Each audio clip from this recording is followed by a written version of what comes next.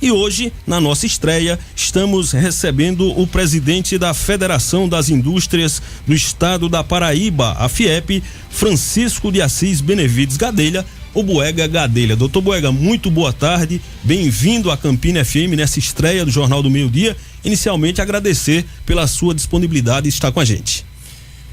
Boa tarde, Lenildo, boa tarde, Gustavo, Bruno, o João Paulo, que está aqui na técnica.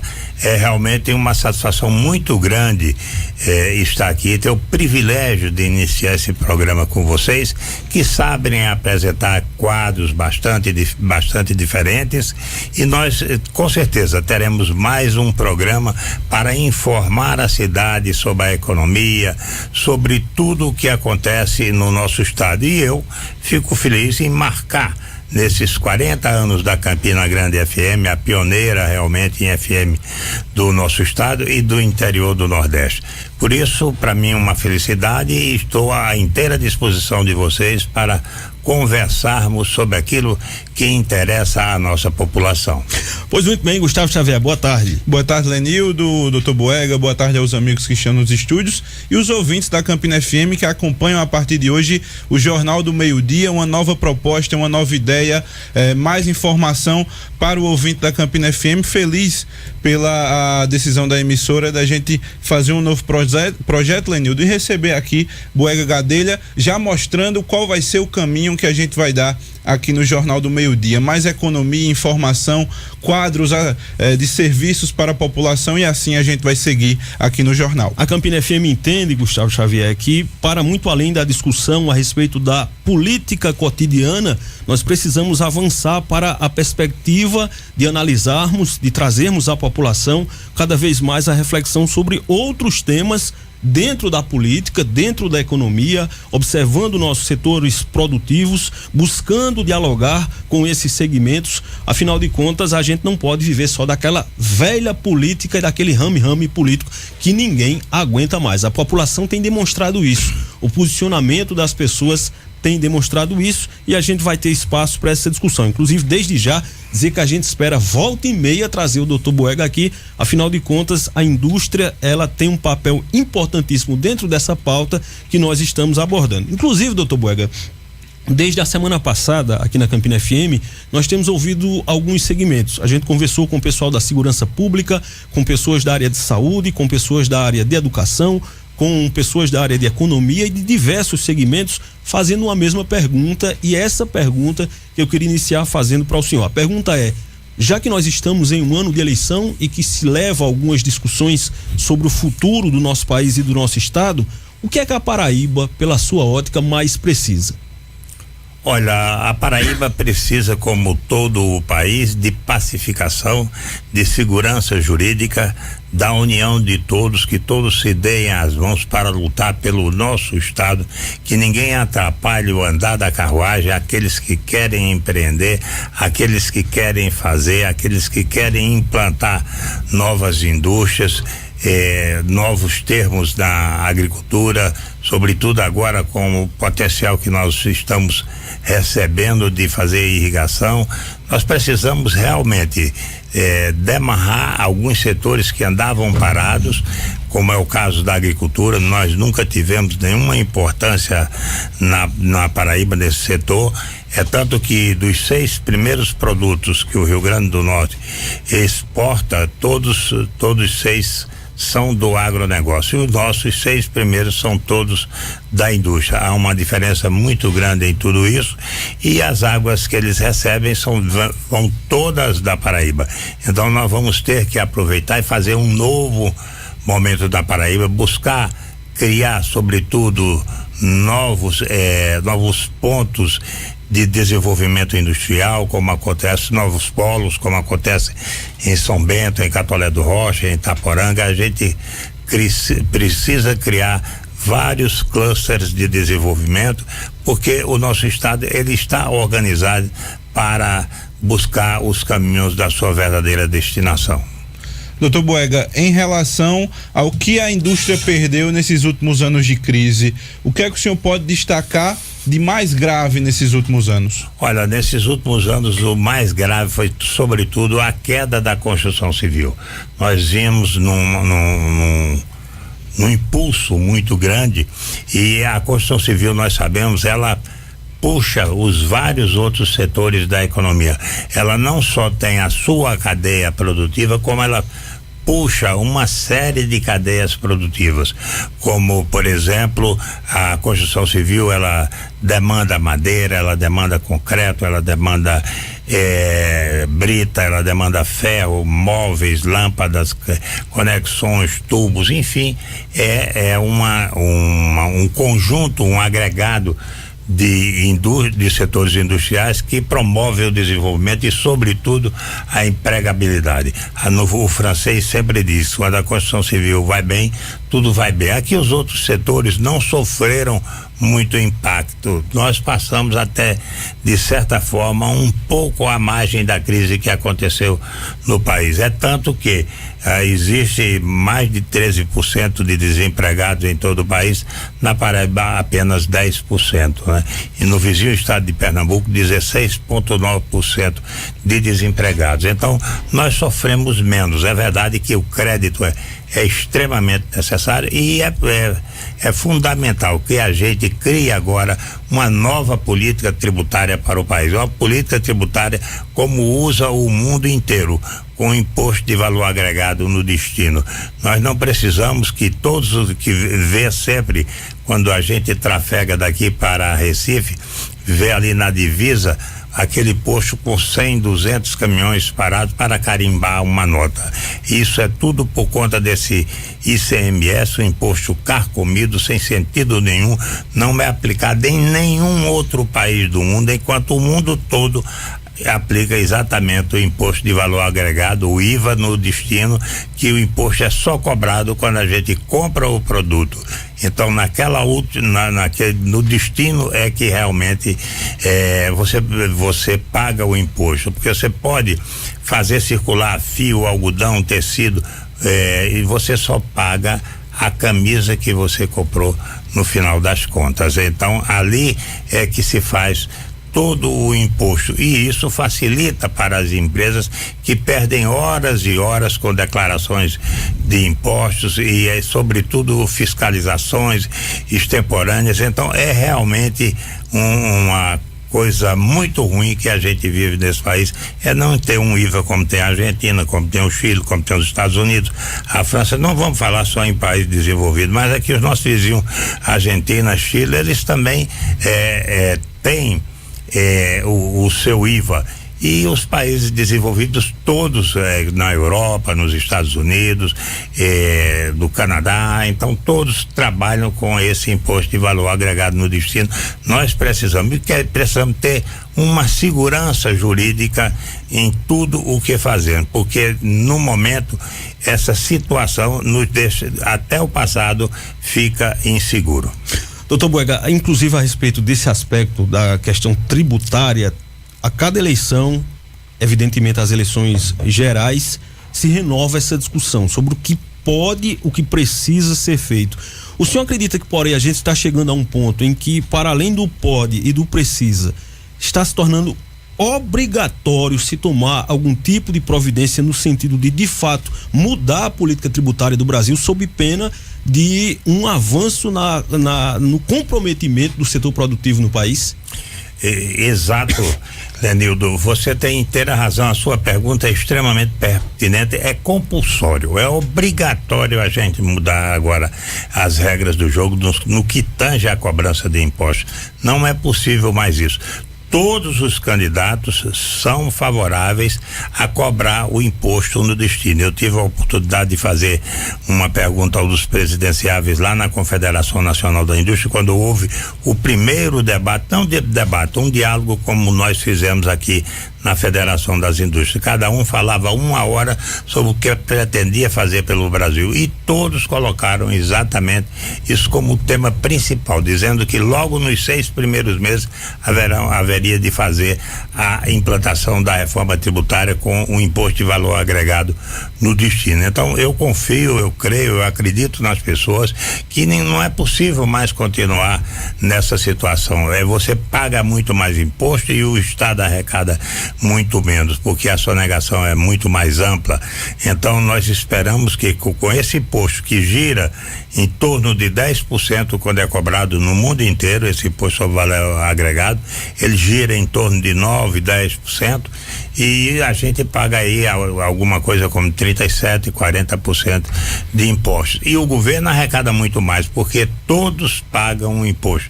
Não haverá sonegação, não haverá mais erro, a fiscalização diminui brutalmente, e com esses novos apelos digitais, a gente tem certeza de que essa nova implantação do IVA vai dar certo no Brasil também.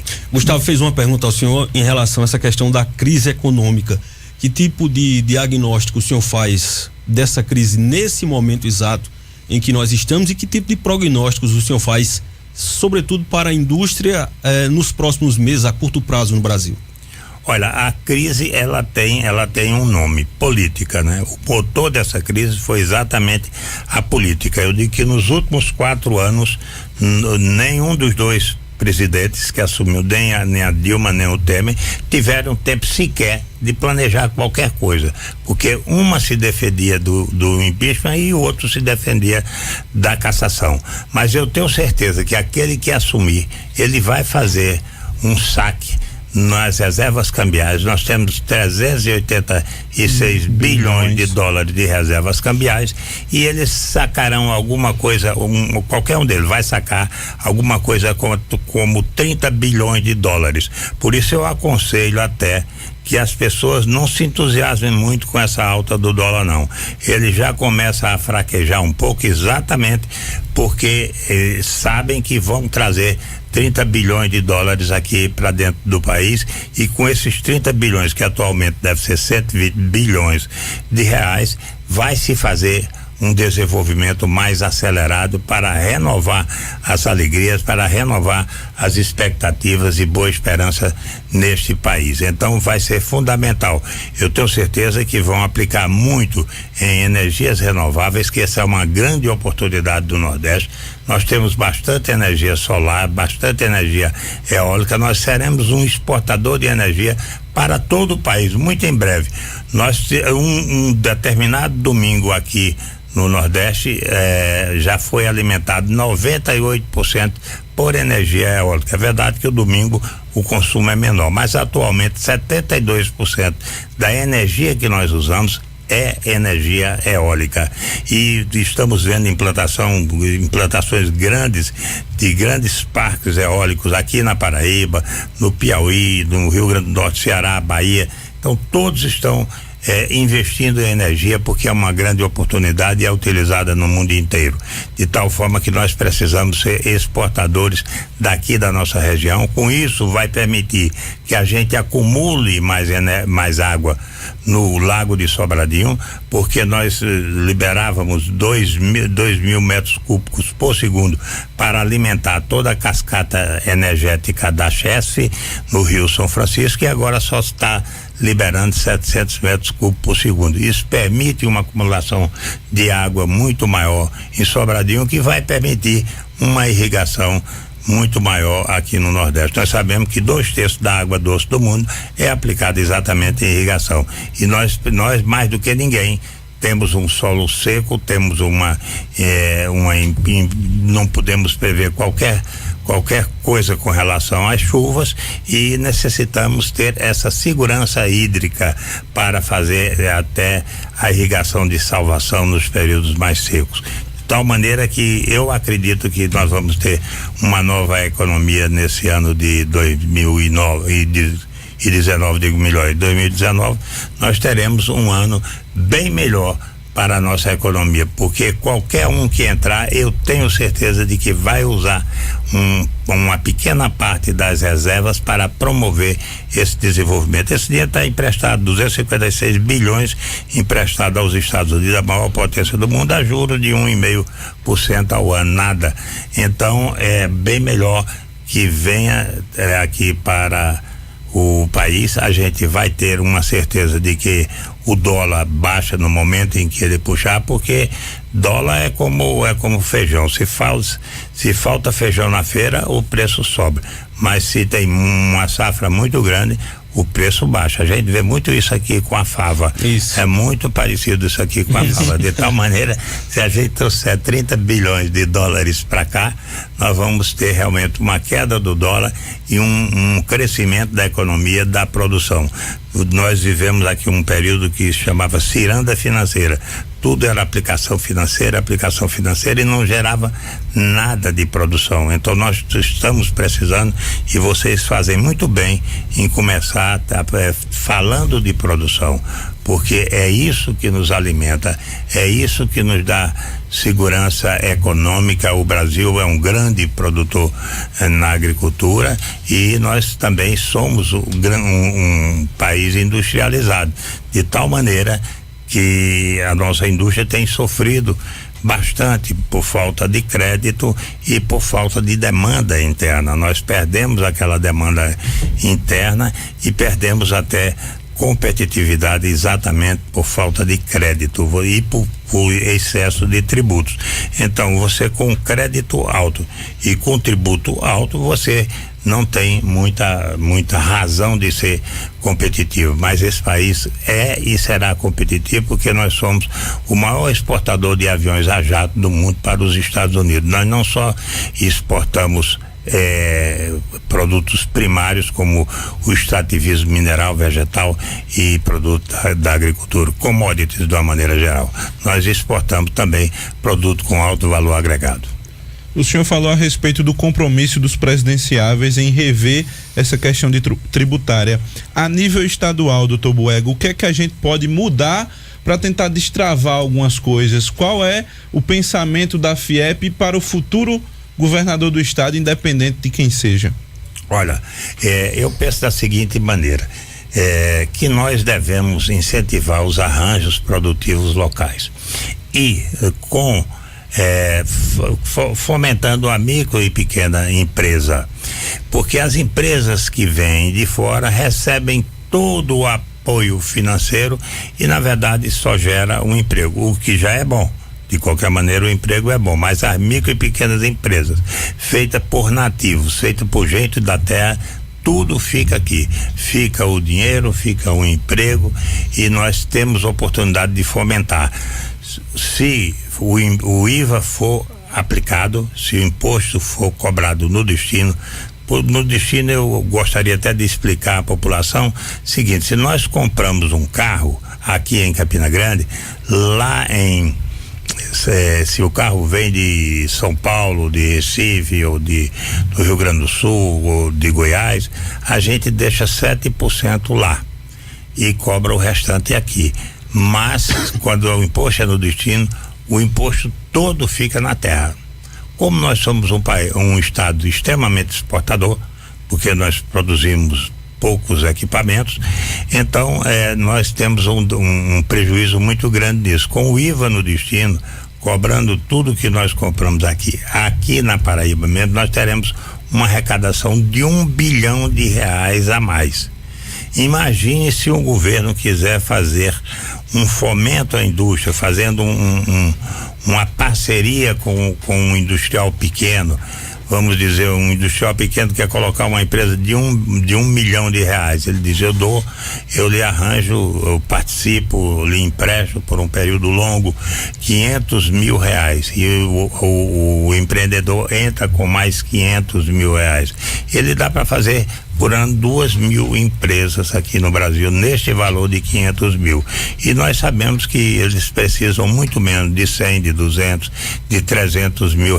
Então, é um número impensável até de empresas que o Estado pode fazer, ele com a arrecadação, com o dinheiro no Tesouro Estadual. Então ele diz, vou fomentar, você entra com uma parte e eu com outra parte. Então nós vamos dar apoio técnico, nós vamos botar o SEBRAE, nós vamos botar o SENAI, todos os órgãos para lhe dar apoio. Aí sim, aí nós fomentaremos um grande estado. E esse estado, eu já falei aí, por geração espontânea, teve a criação daquele polo, daquele arranjo produtivo local de São Bento, que produz rede e não tem desempregado, Itaporanga, que produz pano de chão, pano de prato, flanela, e também não tem desempregado, Catolé do Rocha, que produz artefatos de alumínio, que produz roupa, lingerie, também não tem desempregados. Então nós podemos fazer isso em várias regiões do estado. Nós temos aqui uma região como Sapé, Mari, que vive pobremente, com um solo fantástico, produz o melhor abacaxi do Brasil, faz com que nós sejamos os maiores produtores de abacaxi e da melhor qualidade, fumo, cana. Então, se fizer um arranjo produtivo, você fizer uma pequena indústria para beneficiar isso, nós vamos ter grandes resultados, sem dúvida alguma. Eu acho que na indústria esse é o caminho do desenvolvimento, que também, evidentemente, vai ajudar na agricultura. É um outro caminho para a agricultura e para a indústria, para o agronegócio. Muito interessante, inclusive, oportuna essa fala do Dr. Boega, Gustavo, porque eu disse aqui que a gente pretende dialogar com setores produtivos e às vezes, Dr. Boega, quando a gente fala isso, por exemplo, fala da indústria, muita gente tem aquela primeira impressão que nós estamos falando daquelas grandes indústrias, daqueles grandes empreendimentos, e o senhor citou, por exemplo, aqueles arranjos que a gente tem, é o caso lá de São Bento, né? Essas potencialidades que a gente tem na Paraíba, e hoje os pequenos empreendimentos têm um papel muito importante dentro da geração de divisas e de emprego no Brasil, né?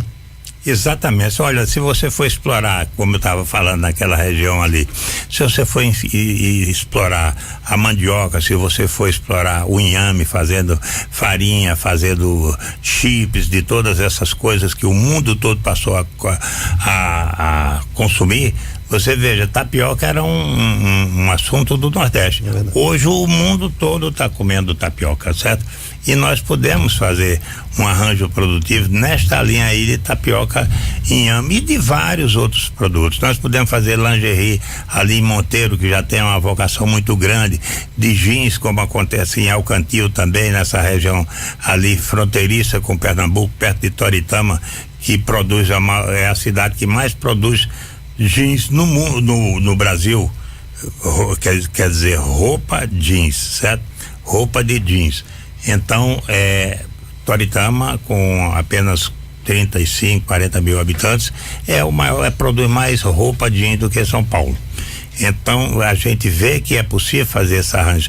A outra, Santa Cruz do Capibaribe, também nessa parte de lingerie e outros tipos de confecções também fazem jus ao desenvolvimento daquela cidade, que é uma cidade sem desempregado, que usa até mão de obra da Paraíba, como eu falei no caso de Alcantil. Boa parte da roupa de Toritama é feita aqui. A gente pode fazer um arranjo produtivo local aqui, por que não? Então, em várias outras regiões do estado é sempre possível a gente explorar aqueles produtos locais e fazer um arranjo produtivo local. Só uma pergunta, Lenildo. Em relação a Campina Grande, doutor Boega, o que é que a gente pode fazer já a partir do ano que vem para alavancar, para avançar? Olha, Campina Grande tem diversas oportunidades, porque Campina Grande é um grande produtor de calçados.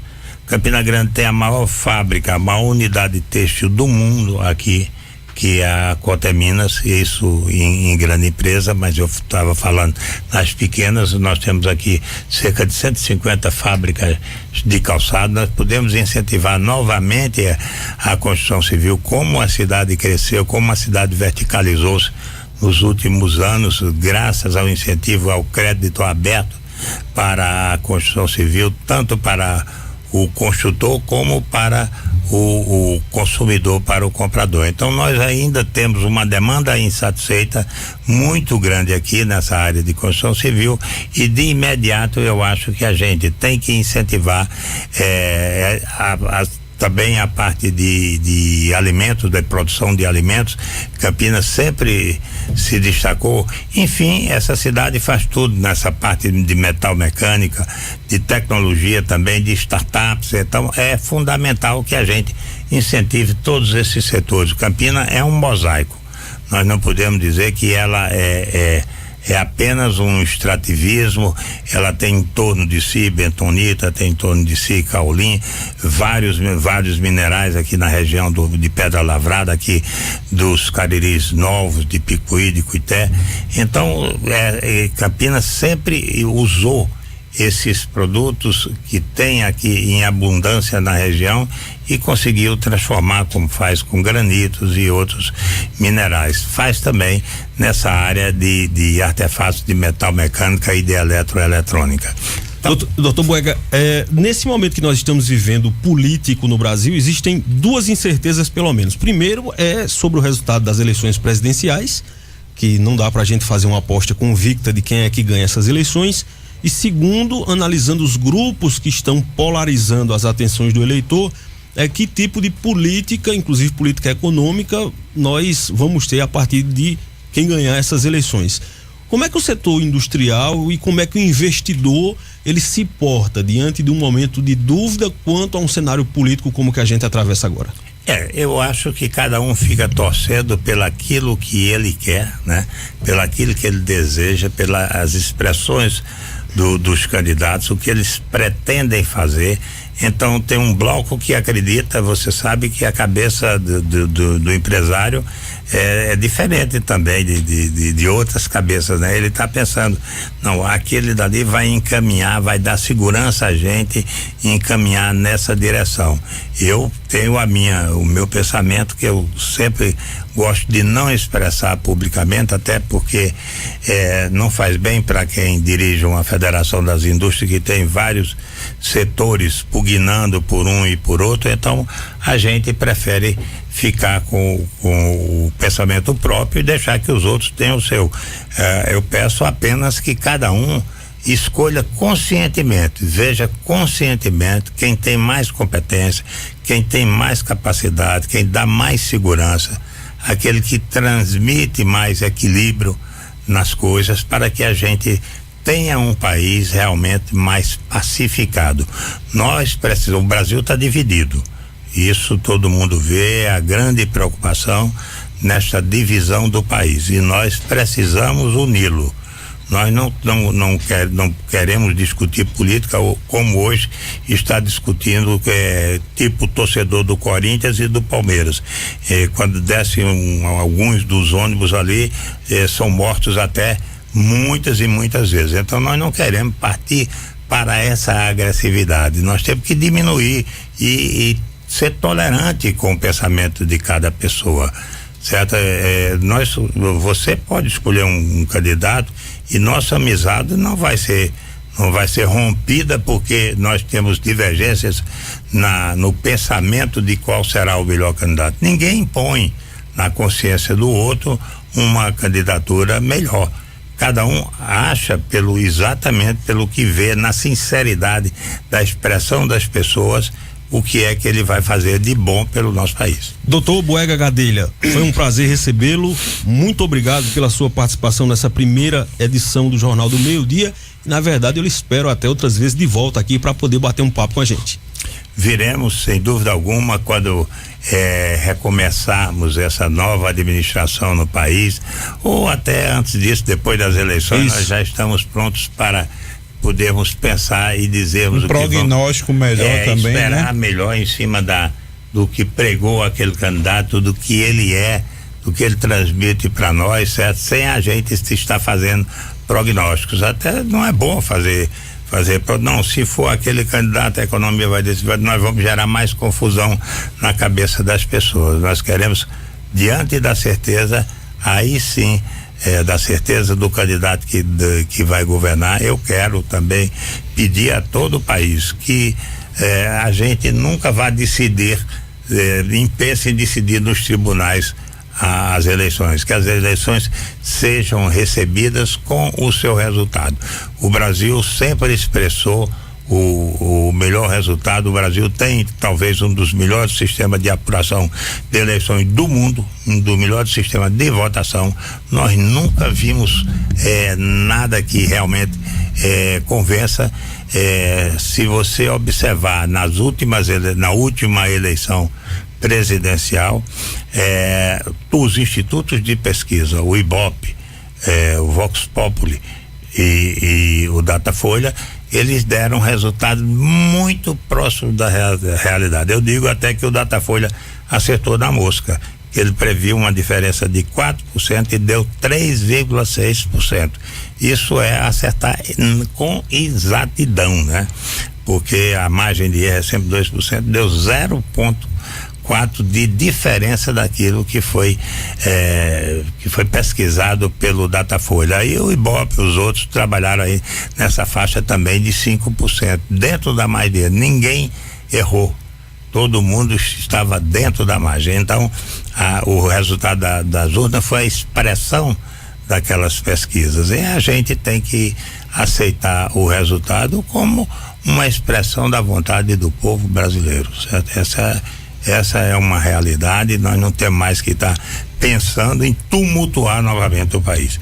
O país precisa agora de paz para trabalhar, de segurança jurídica para ter confiança nos investimentos, porque as pessoas estão no momento retraídas, há bastante dinheiro na poupança, cresceu demasiadamente a poupança porque a pessoa não teve coragem de investir.